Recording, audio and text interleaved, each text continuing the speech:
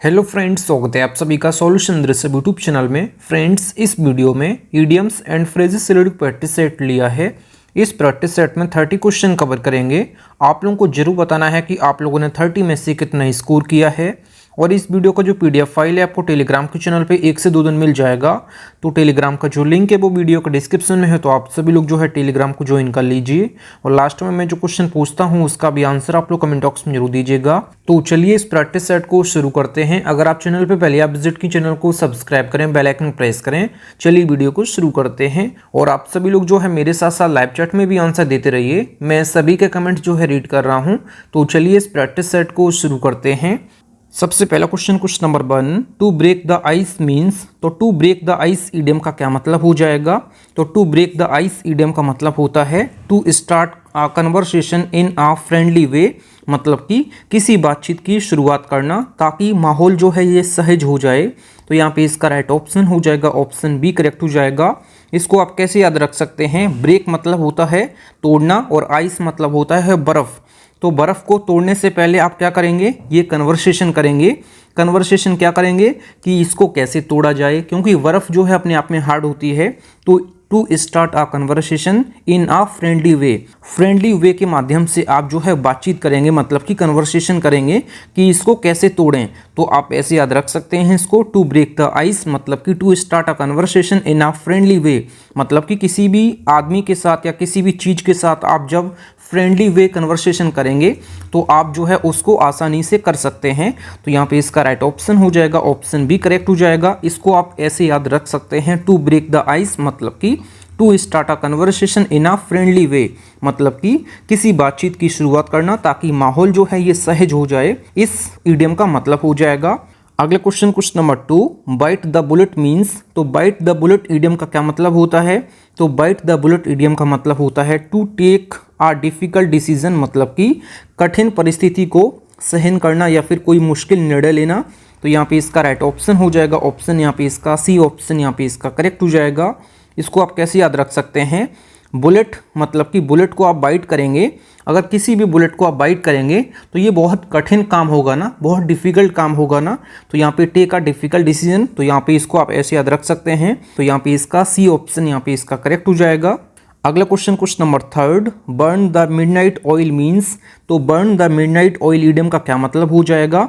तो इसका जो मतलब हो जाएगा ये हो जाएगा स्टे अवेक लेट स्टडिंग और वर्किंग, मतलब हो जाएगा देर रात तक पढ़ाई या फिर कोई काम करना। तो यहाँ पे इसका राइट ऑप्शन हो जाएगा ऑप्शन बी करेक्ट हो जाएगा।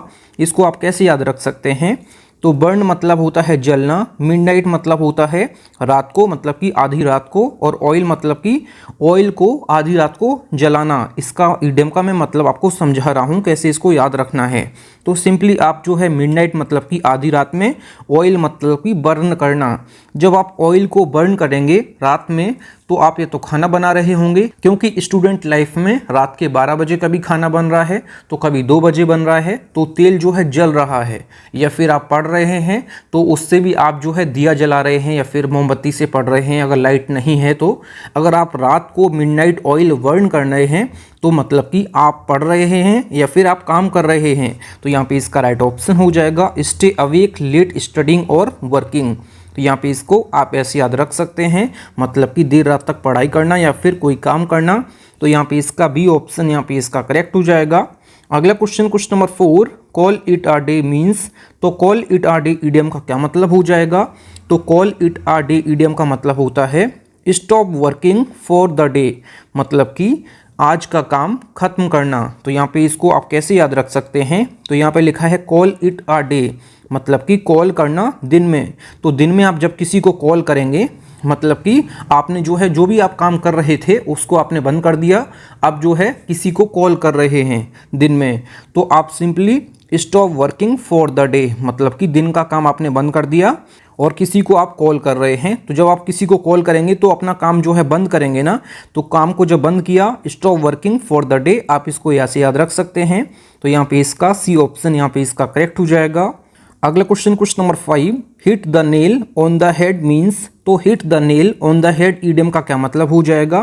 तो hit the nail on the head idiom का मतलब होता है ये होता है describe exactly what is causing a situation और प्रॉब्लम, मतलब कि बिल्कुल सही बात कहना या फिर समस्या का सही कारण बताना। तो इसको आप कैसे याद रख सकते हैं, सबसे पहले यहाँ पे देखिए, hit the nail on the head, मतलब कि नेल मतलब कि नाखूनों को हिट किया, कहाँ किया, हेड में।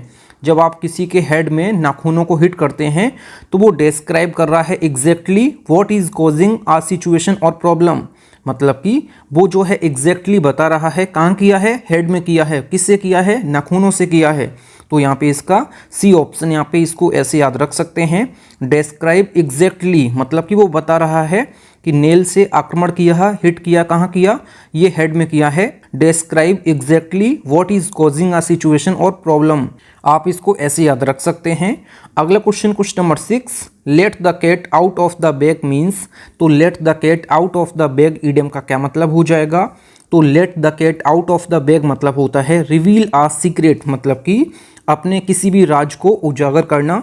तो यहाँ पे इसका राइट ऑप्शन हो जाएगा, ऑप्शन यहाँ पे इसका ए ऑप्शन यहाँ पे इसका करेक्ट हो जाएगा। अगर आप किसी भी पार्टी में गए हैं, अगर किसी की आप घर में गए हैं, अगर आप अपने घर में बिल्ली को पाले हुए हैं, जैसे यहाँ पे लिखा है कैट, मतलब कि बिल्ली को पाले हुए हैं, और अपने साथ आप हमेशा ले जाते हैं, मतलब कि आप एक स्टूडेंट हैं, अपने घर में एक बिल्ली को आप रखते हैं, तो आप कभी भी कहीं भी जाएंगे, पार्टी में जाएंगे या किसी के घर जाएंगे, तो आप उस बिल्ली को लेके जाएंगे अपने बैग में।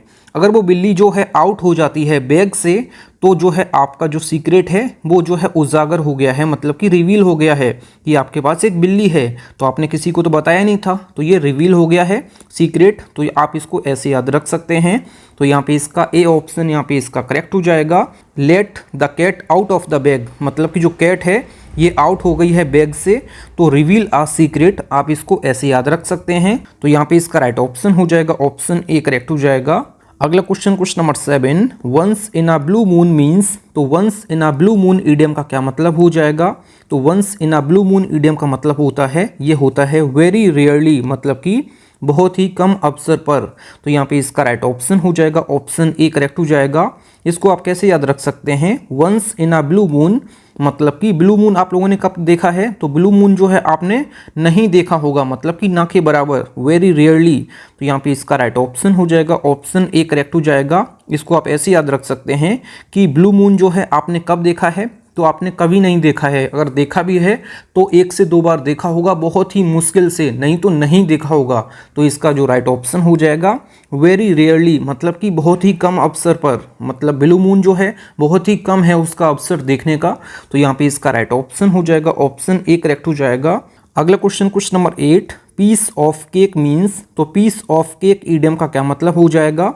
तो पीस ऑफ केक इडियम का मतलब होता है वेरी इजी, मतलब कि बहुत आसान काम। तो यहाँ पे इसका राइट ऑप्शन हो जाएगा, ऑप्शन बी करेक्ट हो जाएगा। आप इसको ऐसे याद रख सकते हैं, अगर किसी का भी बर्थडे है तो आप पीस जो करेंगे केक का, आप अगर केक के पीस करना चाहते हैं तो ये बहुत ही आसान काम है, वेरी इजी है। तो यहाँ पे इसका राइट ऑप्शन हो जाएगा, ऑप्शन बी करेक्ट हो जाएगा। अगला question number 9, under the weather means. तो अंडर द वेदर इडियम का क्या मतलब हो जाएगा। तो अंडर द वेदर इडियम का मतलब होता है फीलिंग इल, मतलब कि बीमार महसूस करना। तो यहाँ पे इसका राइट ऑप्शन हो जाएगा, ऑप्शन सी करेक्ट हो जाएगा। इसको आप ऐसे याद रख सकते हैं, अंडर द वेदर। तो अंडर द वेदर मतलब कि मौसम के अंदर, मतलब कि मौसम के अकॉर्डिंग। तो मौसम जो है आजकल कैसे बदल रहा है, अचानक से बारिश होने लग रही है, अचानक से धूप निकली हुई है और बारिश भी हो रही है, और अचानक से एकदम ठंडा मौसम हो जा रहा है। तो मतलब कि मौसम लगातार परिवर्तित हो रहा है, तो इसके कारण लोग जो है बीमार भी होते हैं, तरह तरह की जो है बीमारियां शुरू हो जाती हैं, जैसे बुखार आना और जुखाम, सर्दी, तो ये सब बीमारियां हो सकती हैं। तो अंडर द वेदर मतलब कि फीलिंग इल, मतलब कि बीमार महसूस करना। जब मौसम लगातार बदलता है ना, तो मौसम में बीमारी ही होते हैं, तो फीलिंग इल, आप इसको ऐसे याद रख सकते हैं। अगला question number 10, spill the beans means. तो स्पिल द बीन्स इडियम का क्या मतलब हो जाएगा। तो स्पिल द बीन्स इडियम का मतलब होता है राज खोल देना, मतलब कि रिवील सीक्रेट इन्फॉर्मेशन। तो यहाँ पे इसका राइट ऑप्शन हो जाएगा, ऑप्शन बी करेक्ट हो जाएगा। इसको आप कैसे याद रख सकते हैं, स्पिल द बीन्स, स्पिल मतलब होता है छलकना, बीन्स मतलब होता है जो बीन्स होते हैं खाने वाले। तो बीन्स अगर आपके झोले में हैं या फिर आपके बैग में हैं या फिर आपकी जेब में हैं, अगर वो छलक रहे हैं तो आपकी जो सीक्रेट इन्फॉर्मेशन है कि आपके जो बैग में है बीन्स हैं, तो ये जो है रिवील हो रही है, मतलब कि राज आपके खुल रहे हैं। तो इसको आप ऐसे याद रख सकते हैं। तो यहाँ पे इसका बी ऑप्शन यहाँ पे इसका करेक्ट हो जाएगा। अगला question number 11, add fuel to the fire means. तो add fuel to the fire idiom का क्या मतलब हो जाएगा? तो add fuel to the fire idiom का मतलब होता है to make a situation worse, मतलब कि किसी समस्या या फिर किसी झगड़े को और बढ़ाना। तो यहाँ पे इसका राइट ऑप्शन हो जाएगा ऑप्शन ए करेक्ट हो जाएगा। इसको आप कैसे याद रख सकते हैं? Add fuel to the fire, अगर आप आग के ऊपर ऐड करेंगे फ्यूल को तो आग जो है भड़केगी ना, तो किसी भी समस्या को या फिर किसी भी झगड़े को और बढ़ाना मतलब कि आग में फ्यूल डालना के बराबर है। तो यही इसका मतलब हो जाएगा to make a situation worse, मतलब कि सिचुएशन को और बिगाड़ देना। तो यहाँ पे इसका राइट ऑप्शन हो जाएगा ऑप्शन ए करेक्ट हो जाएगा।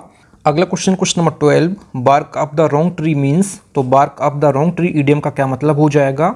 तो bark up the wrong tree idiom का मतलब होता है, ये होता है to blame the wrong person, मतलब कि गलत व्यक्ति पर दोष लगाना। तो यहाँ पे इसका राइट ऑप्शन हो जाएगा ऑप्शन यहाँ पे इसका ए ऑप्शन यहाँ पे इसका करेक्ट हो जाएगा। इसको आप ऐसे याद रख सकते हैं, बार्क मतलब होता है भौंकना, द रॉन्ग ट्री मतलब कि रॉन्ग ट्री की तरह भौंकना। तो रॉन्ग ट्री की तरफ भौंकना मतलब कि ये गलत है, मतलब कि to blame the wrong person. अगर आप कोई भी कुत्ता पेड़ की तरफ भौंक रहा है तो मतलब कुछ ना कुछ यहाँ पे गलत है। तो to blame the wrong person मतलब हो जाएगा गलत व्यक्ति पर दोष लगाना, to blame the wrong person. तो यहाँ पे इसका राइट ऑप्शन हो जाएगा ऑप्शन ए करेक्ट हो जाएगा। सिंपली आप इसको ऐसे याद रख सकते हैं, मैंने आपको जैसे बताया है। बार्क मतलब होता है भौंकना, द रॉन्ग ट्री मतलब कि रॉन्ग ट्री की तरफ भौंकना। तो रॉन्ग ट्री की तरफ नहीं भौंका जाता है, किसी भी आदमी की तरफ भौंका जाता है, क्योंकि कोई भी क्राइम करता है तो आदमी करता है, ना कि पेड़ करता है। तो अगर कोई भी कुत्ता पेड़ की तरफ भौंक रहा है तो वहाँ पे कुछ ना कुछ गलत हुआ है। तो to blame the wrong person मतलब कि किसी भी व्यक्ति के साथ रॉन्ग मतलब कि गलत हुआ है, तो गलत व्यक्ति पर दोष लगाना इसका मतलब हो जाएगा। ऑप्शन यहाँ पे इसका ए करेक्ट हो जाएगा। अगला question number 13, beat around the bush means. तो beat around the bush idiom का क्या मतलब होता है? तो beat around the bush idiom का मतलब होता है to avoid talking about the main point. Option यहाँ पे इसका डी ऑप्शन यहाँ पे इसका करेक्ट हो जाएगा। मतलब कि मुख्य बात से बचना या फिर टालम टोल करना, मतलब कि कोई भी मेन पॉइंट से आप बात को भटकाते हैं, तो इसका मतलब होता है बीट अराउंड द बुश का। तो यहाँ पे इसका राइट ऑप्शन हो जाएगा ऑप्शन डी करेक्ट हो जाएगा। आप इसको ऐसे याद रख सकते हैं, बीट मतलब होता है पीटना, अराउंड मतलब होता है आसपास, और बुश मतलब होता है झाड़ी या फिर जंगल। तो अगर आप आसपास की झाड़ी को पीट रहे हैं तो आप जो है मेन पॉइंट से मतलब कि अलग जा रहे हैं, मतलब कि जो मुख्य बात से बच रहे हैं, टालम टोल कर रहे हैं। तो यहाँ पे इसका राइट ऑप्शन हो जाएगा ऑप्शन डी करेक्ट हो जाएगा। अगर आप अपने आसपास की झाड़ी को पीट रहे हैं या फिर आसपास के पेड़ों को पीट रहे हैं, आसपास के जंगल को अगर आप पीट रहे हैं, तो इसका मतलब है कि आप मुख्य बात से बच रहे हैं, मतलब कि टालम टोल कुछ ना कुछ कर रहे हैं। मतलब कि to avoid talking about the main point, मतलब कि आप मेन पॉइंट से जो है अलग भटका रहे हैं किसी भी चीज़ को, किसी भी बात को। इसको आप ऐसे याद रख सकते हैं। तो यहाँ पे इसका राइट ऑप्शन हो जाएगा ऑप्शन डी करेक्ट हो जाएगा। अगला question number 14, cost an arm and a leg means. तो cost an arm and a leg idiom का क्या मतलब हो जाएगा? तो इसका मतलब होता है वेरी एक्सपेंसिव, मतलब कि बहुत महंगा होना। तो यहाँ पे इसका राइट ऑप्शन हो जाएगा ऑप्शन यहाँ पे इसका बी ऑप्शन यहाँ पे इसका करेक्ट हो जाएगा। इसको आप कैसे याद रख सकते हैं? कॉस्ट मतलब कि किसी भी चीज़ की कॉस्ट है, एन आर्म मतलब कि हाथ से पैर तक। अगर हाथ से पैर तक किसी भी चीज़ की अगर कॉस्ट है मतलब कि बहुत ही महंगी है, क्योंकि हम हाथ और पैर की जब हम बात करते हैं तो मतलब कि मैंने हाथों से भी कमाया और पैरों से भी कमाया, मतलब कि कोई चीज़ बहुत ही एक्सपेंसिव होगी ना। तो यहाँ पे इसको आप ऐसे याद रख सकते हैं, कॉस्ट ऐसी है कि हाथ से पैर तक पूरी जो है इनकम आपकी चली गई, तो मतलब कि वेरी एक्सपेंसिव। तो यहाँ पे इसका बी ऑप्शन यहाँ पे इसका करेक्ट हो जाएगा, मतलब कि बहुत महंगा होना, ऑप्शन बी करेक्ट हो जाएगा। अगला question number 15, cry over spilt milk means. तो cry over spilt milk idiom का क्या मतलब हो जाएगा? तो cry over spilt milk idiom का मतलब होता है to regret something that can't be changed, मतलब कि कोई भी चीज़ पे पछताना जो बदली नहीं जा सकती है, उसको कहते हैं क्राई ओवर स्पिल्ट मिल्क। तो सिंपली आप ऐसे याद रख सकते हैं, स्पिल्ट मतलब होता है बिखरा हुआ, मिल्क मतलब कि मिल्क का बिखरा हुआ, तो उस पर हम रो रहे हैं। तो हम कोई भी दूध जो है हमारा बिखर गया है ज़मीन पे, तो उसको हम दोबारा से किसी भी भगोने में या फिर किसी भी पात्र में हम नहीं रख सकते हैं, तो उस पे रोने से कुछ नहीं होगा। तो क्राई ओवर स्पिल्ट मिल्क मतलब कि रोना किस पे? फैले हुए दूध पर। तो फैले हुए दूध को हम ना तो भर सकते हैं किसी भी बर्तन में, तो इस किसी भी सिचुएशन को हम जब चेंज नहीं कर सकते हैं तो उस पर हमें रिग्रेट नहीं करना है। तो to regret something that can't be changed, मतलब कि जो हो गया सो हो गया, उस पर पछतावा करने का कोई फ़ायदा नहीं है। यही इस सेंटेंस का मतलब हो जाएगा। बाकी आप इसको ऐसे याद रख सकते हैं। अगला question number 16, cut corners means. तो कट कॉर्नर्स ईडियम का क्या मतलब हो जाएगा? तो कट कॉर्नर्स ईडियम का जो मतलब हो जाएगा ये हो जाएगा to do something is the easiest और चीपेस्ट वे। तो यहाँ पे इसका मतलब हो जाएगा काम जल्दी या फिर सस्ता करने की कोशिश करना। आप इसको ऐसे याद रख सकते हैं, कट कॉर्नर्स मतलब कि कॉर्नर्स किसी भी चीज़ के अगर आपने कट कर दिए हैं तो मतलब कि उस चीज़ की जो है मतलब कि काम को जल्दी करने के लिए आप कर रहे हैं, मतलब कि सस्ता करने की कोशिश कर रहे हैं। अगर आप किसी भी सामान को जो खराब हो रहा है कॉर्नर से अगर उसको आप कट कर दे रहे हैं तो आप मतलब चाह रहे हैं कि वो जल्दी बिक जाए या फिर आप सस्ते में बेच रहे हैं उसको, तो इसको आप ऐसे याद रख सकते हैं, to do something is the easiest और चीपेस्ट वे, मतलब कि काम को जल्दी करना, मतलब कि आपने जो कट हैं मतलब कि किसी भी सामान के कॉर्नर्स को आपने कट कर दिया, मतलब कि जो खराब हो रहे थे कॉर्नर्स उनको आपने कट कर दिया और आप जो है सस्ता करने की कोशिश कर रहे हैं, तो इसी का मतलब हो जाएगा। तो इसको आप ऐसे याद रख सकते हैं, to do something is the easiest और चीपेस्ट वे, मतलब कि काम जल्दी करना या फिर सस्ता करने की कोशिश करना। तो यहाँ पे इसका ए ऑप्शन यहाँ पे इसका करेक्ट हो जाएगा। अगला question number 17, face the music means. तो फेस द म्यूजिक ईडियम का क्या मतलब हो जाएगा? तो फेस द म्यूजिक ईडियम का मतलब होता है एक्सेप्ट द अनप्लीजेंट कॉन्सिक्वेंसेस, मतलब कि परिणामों को स्वीकार करना। तो इसको आप कैसे याद रख सकते हैं, फेस द म्यूजिक मतलब कि म्यूजिक की तरह फेस। अगर आपका जो फेस है आपके फेस पर म्यूजिक है, मतलब कि आप अगर म्यूजिक सुन रहे हैं अपने फेस पर, तो सिंपली जो है अपने परिणामों को आप स्वीकार कर रहे हैं, कोई भी आप चीज़ को एक्सेप्ट कर रहे हैं। तो सिंपली आप जो है किसी भी चीज़ को आप एक्सेप्ट कर सकते हैं। कब कर सकते हैं? अगर आपको किसी भी चीज़ की टेंशन है, आप अपना मनपसंद गाना सुन लीजिए, आपकी टेंशन जो है सारी समाप्त हो जाएगी। तो इसको आप ऐसे याद रख सकते हैं कि अपने रिजल्ट्स को जो है स्वीकार करना, मतलब कि एक्सेप्ट करना। तो यहाँ पे इसका सी ऑप्शन यहाँ पे इसका करेक्ट हो जाएगा। अगला question number 18, hit the shake means. तो हिट द शेक ईडियम का क्या मतलब होता है? तो हिट द शेक ईडियम का मतलब होता है गो टू स्लीप, मतलब कि सोने जाना। तो यहाँ पे इसका राइट ऑप्शन हो जाएगा, ऑप्शन यहाँ पे इसका बी ऑप्शन यहाँ पे इसका करेक्ट हो जाएगा। आप इसको ऐसे याद रख सकते हैं, हिट द शेक। तो शेक मतलब होता है बिस्तर, बिस्तर को अगर आप हिट कर रहे हैं तो मतलब कि आप जो है सोने जा रहे हैं, गो टू स्लीप। तो इसको आप ऐसे याद रख सकते हैं। अगला question number 19, in hot water means. तो इन हॉट वाटर ईडियम का क्या मतलब हो जाएगा? तो इन हॉट वाटर ईडियम का मतलब होता है इन ट्रबल, मतलब कि मुश्किल स्थिति में। तो यहाँ पे इसका राइट ऑप्शन हो जाएगा, ऑप्शन यहाँ पे इसका ए ऑप्शन यहाँ पे इसका करेक्ट हो जाएगा। इसको आप कैसे याद रख सकते हैं, in hot water. In hot water मतलब कि किसी भी बड़े बर्तन में किसी भी आदमी को या फिर किसी भी जीव को अगर हम डाल देते हैं तो वो जो है बहुत मुश्किल स्थिति हो जाती है, मतलब कि इन ट्रबल मतलब कि मुश्किल स्थिति में वो पड़ जाता है। अगर किसी भी आदमी को हॉट वाटर में डाल दिया जाता है, कोई भी जैसे कोई बर्तन है बड़ा सा तो उसमें हम हॉट वाटर डाल देते हैं और किसी बंदे को उसमें डाल देते हैं, तो मतलब कि उसकी जो स्थिति होगी बहुत मुश्किल होगी, इन ट्रबल। तो इसको आप ऐसे याद रख सकते हैं। तो यहाँ पे इसका ए ऑप्शन यहाँ पे इसका करेक्ट हो जाएगा। अगला question 20, jump on the bandwagon means. तो jump on the bandwagon idiom का क्या मतलब हो जाएगा? तो इसका मतलब हो जाएगा टू फॉलो अ ट्रेंड, मतलब कि भीड़ के साथ किसी चीज़ को अपनाना। तो यहाँ पे इसका राइट ऑप्शन हो जाएगा, ये हो जाएगा टू फॉलो अ ट्रेंड। तो इसको आप कैसे याद रख सकते हैं, jump on the bandwagon. तो वेंड वैगन मतलब होता है गाड़ी में सवार, और जंप करते हैं अगर किसी भी गाड़ी में अगर आप जंप करते हैं और उसमें सवार हो जाते हैं, मतलब कि आप भीड़ के साथ हो जाते हैं। तो जो भीड़ फॉलो करेगी उसी को आप फॉलो करेंगे, तो मतलब कि टू फॉलो अ ट्रेंड, मतलब कि भीड़ के साथ किसी चीज को अपनाना। ऑप्शन यहाँ पे इसका डी ऑप्शन यहाँ पे इसका करेक्ट हो जाएगा। अगला question 21, keep your fingers closed means. तो keep your fingers closed idiom का क्या मतलब हो जाएगा? तो keep your fingers closed idiom का मतलब होता है to hope for good luck, मतलब कि किसी अच्छे परिणाम की उम्मीद रखना। तो यहाँ पे इसका राइट ऑप्शन हो जाएगा, ऑप्शन ए करेक्ट हो जाएगा। इसको आप ऐसे याद रख सकते हैं, कीप योर फिंगर्स अगर अपनी आप फिंगर्स को क्लोज्ड करते हैं, इसको आप कैसे याद रख सकते हैं, कीप योर फिंगर्स क्लोज्ड, मतलब कि अपनी फिंगर्स को अगर अपने आप क्लोज्ड लाते हैं, मतलब कि अपने माथे से लगाते हैं अपनी फिंगर्स को, तो मतलब कि आप भगवान को प्रणाम कर रहे हैं, तभी ना आप अपने माथे से अपनी उंगलियों को लगा रहे हैं। तो कीप योर फिंगर्स क्लोज्ड, जब आप माथे से लगाते हैं मतलब कि अपनी फिंगर्स को क्लोज्ड लाते हैं, तो आप जो है आशा कर रहे हैं किसी भी अच्छे परिणाम की। तो यहाँ पे किसी भी अच्छे परिणाम की उम्मीद रखना, जब आप भगवान के पास किसी को भी प्रणाम करते हैं। To hope for good luck, मतलब कि किसी अच्छे परिणाम की उम्मीद रखते हैं, इसलिए आप जो है पैर छूते हैं या फिर किसी से आप प्रार्थना करते हैं। तो यहाँ पे इसका राइट ऑप्शन हो जाएगा ऑप्शन ए करेक्ट हो जाएगा। अगला question 22, kill 2 birds with 1 stone means.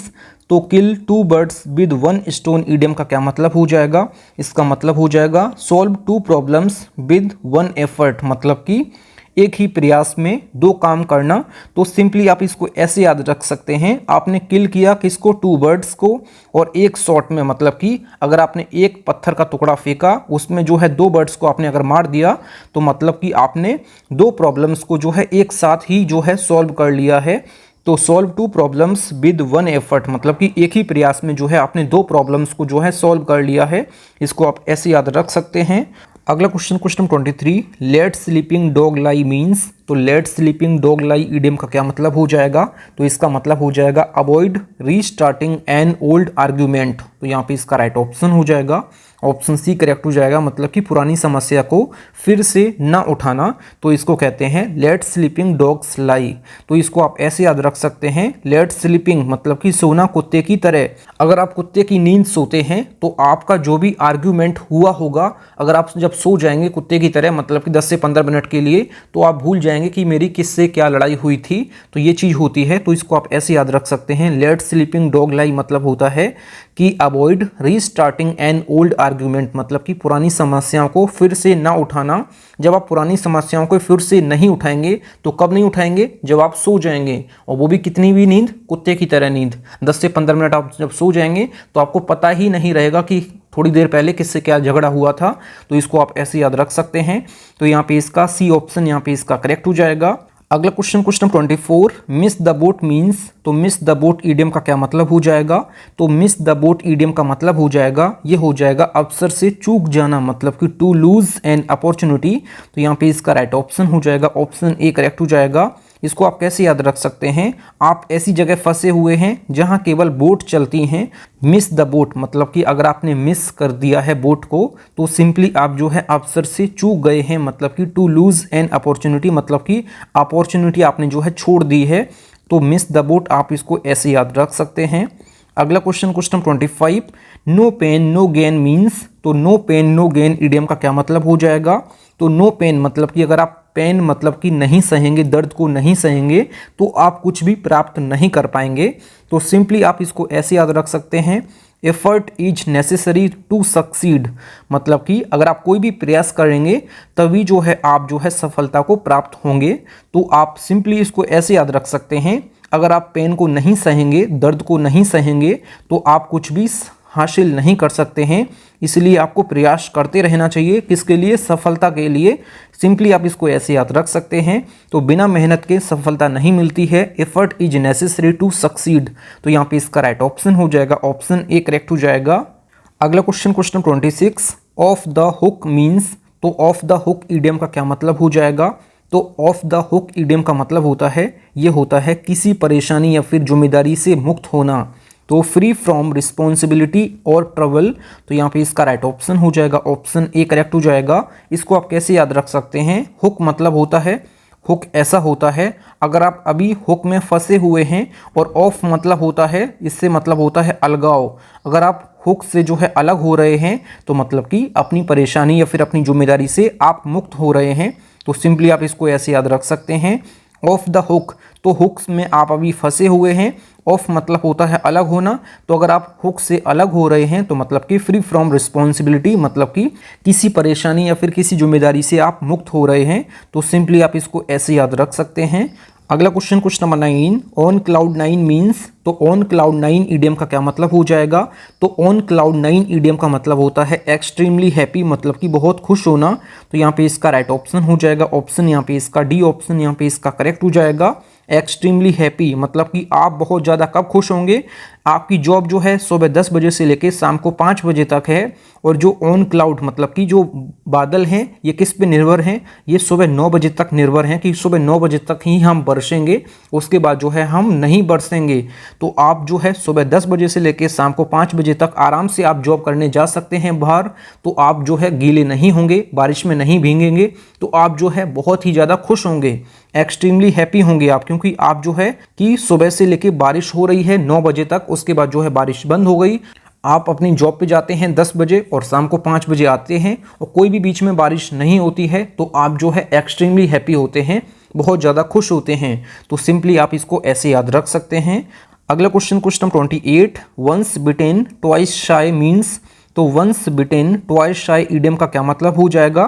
तो इसका मतलब हो जाएगा be cautious after a bad experience. आप इसको ऐसे याद रख सकते हैं, वंस बिटेन, अगर कोई भी जानवर आपको काट लेता है एक बार, तो दोबारा जो है ट्वाइस शाय, तो दोबारा जो है आप उस पर शर्मिंदा रहेंगे, मतलब कि दोबारा जो है आप उससे बचेंगे कि दोबारा ना काट ले। तो बी कॉशियस मतलब कि आप सावधान रहेंगे पिछली गलती से, कि पिछली गलती में उसने जो है काट लिया था, तो दोबारा में मतलब कि ट्वाइस शाय मतलब कि दोबारा जो है आप उससे जो है कॉशियस मतलब कि रहेंगे बैड एक्सपीरियंस से, जो आपके साथ पिछली बार घटा हुआ है, जैसे कि उसने काटा है आपको पहली बार, तो दोबारा जो है पिछली गलती से आप सावधान रहेंगे। तो सिंपली आप इसको ऐसे याद रख सकते हैं। अगला क्वेश्चन नंबर 29, पुल समवन्स लेग मीन्स। तो पुल समवन्स लेग ईडियम का क्या मतलब हो जाएगा? तो पुल समवन्स लेग ईडियम का मतलब होता है टू जोक और टीज समवन, मतलब कि किसी के साथ जो है मजाक करना। तो इसको आप ऐसे याद रख सकते हैं, पुल समवन्स लेग, अगर हम अपने दोस्तों में किसी की टांग खींचते हैं तो मतलब कि हम मजाक करते हैं उसके साथ, किसी के साथ मजाक करना। तो इसको आप ऐसे याद रख सकते हैं, ऑप्शन यहाँ पे इसका ए करेक्ट हो जाएगा। अगला question number 30, Rome wasn't built in a day means. तो Rome wasn't built in a day idiom का क्या मतलब हो जाएगा? तो इसका मतलब हो जाएगा, ये हो जाएगा ग्रेट थिंग्स टेक टाइम, मतलब कि कोई भी बड़ी चीज़ समय लेती है, इसका मतलब हो जाएगा। सिंपली आप इसको कैसे याद रख सकते हैं? तो सिंपली आप इसको ऐसे याद रख सकते हैं, रोम मतलब कि wasn't built in a day. Rome जो है इटली का एक शहर है, इटली की जो कैपिटल है ये रोम है। ये wasn't built in a day मतलब कि ये एक दिन में तैयार नहीं हुई है। तो इटली का जो शहर है ये रोम है, राजधानी जो है ये रोम है। तो रोम जो शहर है ये एक दिन में बन के तैयार तो नहीं हुआ है, तो इस वजह से ग्रेट थिंग्स मतलब कि कोई भी अच्छा काम आप करने जाएंगे तो टेक टाइम मतलब कि वो समय लेगा। तो बड़ी चीज़ें जो हैं समय लेती हैं। तो जो बड़ा शहर है ये रोम इटली का, तो ये शहर जो है बड़ा है, तो मतलब कि ग्रेट थिंग्स टेक टाइम मतलब कि बड़ी चीज़ें जो हैं ये समय लेती हैं। तो सिंपली आप इसको ऐसे याद रख सकते हैं। अगला क्वेश्चन नंबर 31, क्वेश्चन नंबर 31 जो है आप लोगों के लिए होमवर्क है। इस क्वेश्चन का आंसर आप लोगों को कमेंट बॉक्स में बताना है। The ball is in your court means. तो क्वेश्चन नंबर 31 का राइट ऑप्शन क्या हो जाएगा आप लोगों को कमेंट बॉक्स में बताना है। बाकी आप लोगों ने 30 में से कितना स्कोर किया है कमेंट बॉक्स में जरूर बताएं। तो आज की इस वीडियो में बस इतना ही। Thank you friends. और आप लोगों को वीडियो पसंद आई है तो वीडियो को लाइक और अपने 10 फ्रेंड्स वीडियो को जरूर शेयर किया करें। अगर आप चैनल पे पहले आप विजिट किए चैनल जरूर सब्सक्राइब करें। मिलते हैं नेक्स्ट वीडियो में, तब तक के लिए जय हिंद, वंदे मातरम।